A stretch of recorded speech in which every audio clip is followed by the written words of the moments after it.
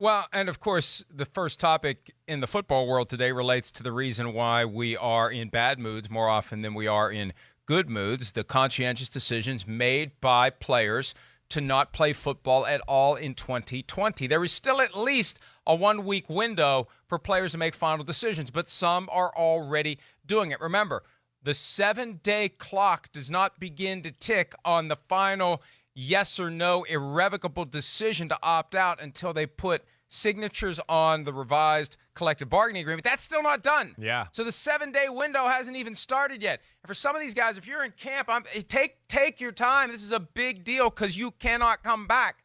The way the NFL has set it up, once you're gone, you're gone. And I've had some thoughts about whether or not maybe they should revise that, maybe like around Halloween or something. Maybe there should be a window for guys who have monitored the situation and realize, hey, the NFL is doing pretty well. Maybe I'm comfortable going back. Saw a baseball player do it yesterday, right? I mean, yeah, right. And why should it be? Why should it be speak now or forever hold your peace for NFL players? Yeah. I think they're trying to create a situation where fewer will opt out because the consequences of opting out are so clear and permanent, at least for this season. But notwithstanding the current status, the fact that the window still hasn't opened on the 7-day period for opting out, some big names yesterday joining the list, and I was stunned. Damien Williams, the Chiefs running back, has decided to opt out. Now, again, it's a personal decision, and we respect each and every decision to opt out that's made. But when it's the closer it is to a quarterback, the more jarring it is, right, yeah. Chris? Like there hasn't been a quarterback yet. Running back, because we get caught up in fantasy football, and those are the guys whose names get called all the time because you get the football in your hands. Even if you lose 3 yards, your name gets called, and we're aware of who you are. And Damien Williams had such a great role down the stretch in Super Bowl 54 to help the Chiefs win the game. There's been talk about him and Clyde Edwards-Helaire, who's going to get more reps. Well, that debate is now moot because Damien Williams has exercised his option to opt out, and in comes Clyde Edwards-Helaire, a guy you and I were both bullish on before the draft. And Brett Veach, the GM of the Chiefs, told me on PFTPM when he saw that we both had him where we had him, and our mock drafts each had him going to the Chiefs with the 32nd overall pick, he pointed it out to Andy Reid, and he's like, people are starting to figure this out, but they still were able to get him at number 32. And they're I'm sure at this point happy that they made that pick if Damien Williams isn't going to be on the team this year. No doubt. I mean, you're right. It's jarring. I mean, listen, our last memories of football are Damien Williams running down the left sidelines to put the Super Bowl away, right? So, you're spot on with a guy that's closer to the quarterback, an offensive weapon, fantasy football. We saw a lot of great plays through the playoffs. So everybody knows him now. These are the type of guys I feel bad for. I do. This guy that's had a rough road in the NFL, different teams, even college football at Oklahoma had some issues there. He's finally in a spot where you could say, oh, he's comfortable. Look, he's going to be the starter. Yeah, they drafted a guy. He'll split reps, blah, blah, blah. But he hasn't made a ton of money over his career. And obviously there's something about this situation that doesn't make him feel safe. And, as we know, running back at this point of his career, what is he in year 7, Mike, or 8? I'm somewhere in that category where efforting. This is the guy, though, that I look at and go, man, this is a year wasted at the end of his career. And I don't mean wasted, but I worry about where he goes from here. And then, the Clyde Edwards-Helaire. Hang on a second. Let's go down that rabbit hole for a second. Yeah. Because I wonder whether and to what extent some of the players who are opting out view this as basically a 1-year advance on their inevitable retirement. Like, I won't play this year, which means I'll play 1 year longer than I otherwise would have played. Now, that's obviously not going to be a hard and fast rule because you have to have a team that wants you to play for it on the back end. Right. But we see guys like Frank Gore and Adrian Peterson getting work every year. At a running back position, you avoid a year of wear and tear.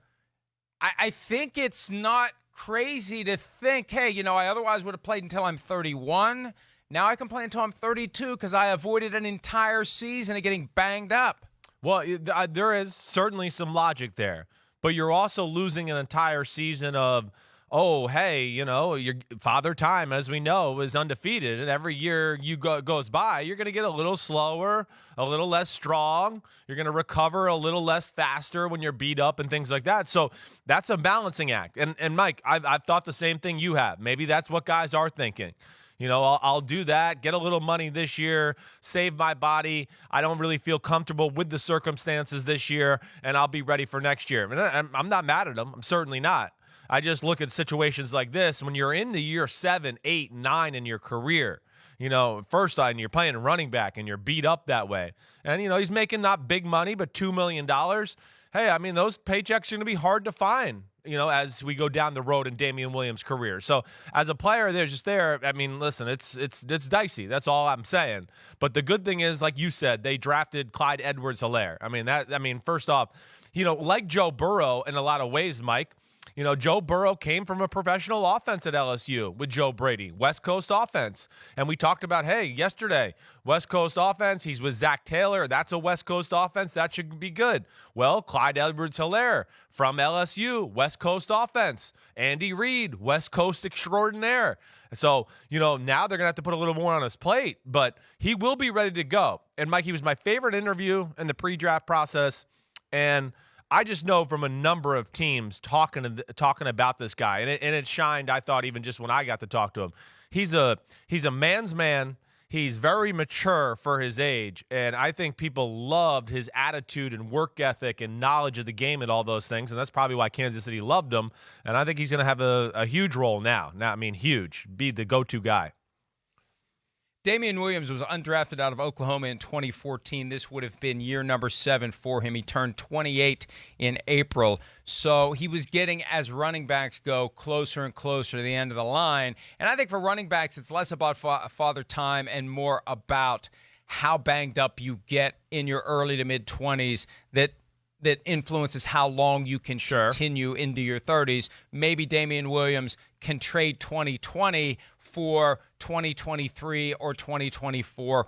We'll see. And here's another angle, Chris. And look, I'm kind of spitballing here. I just thought of this while we were talking about it, which doesn't say much for my pre-show preparation.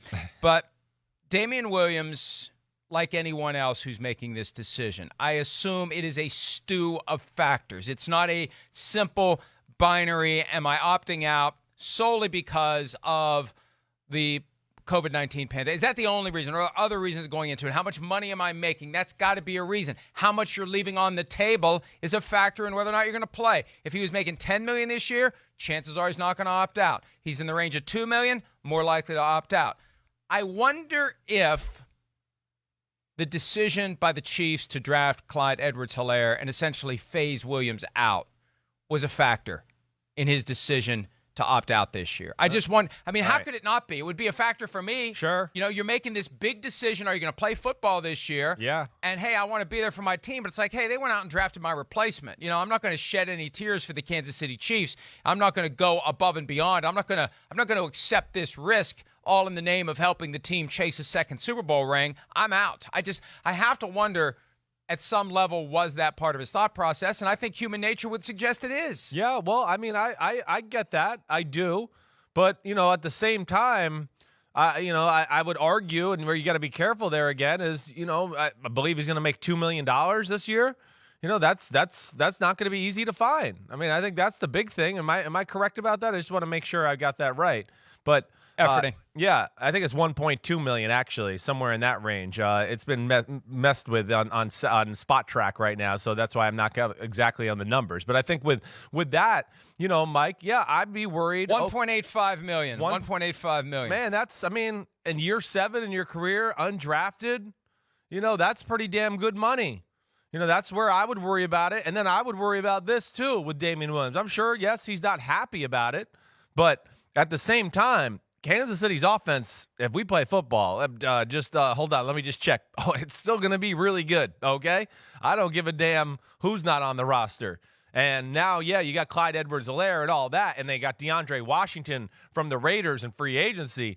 And I would just worry that the offense continues to get better and better and looks great, and then they're just going to go, okay, Damien, hey, we loved you and everything like that, but you got to find a new team next year. That's the risk some of these guys are going to be, messing with. And I'm certainly not rooting for that. Don't want to sound like that or anything like that, but I just think that's a very, realistic thought in this situation going into next year especially.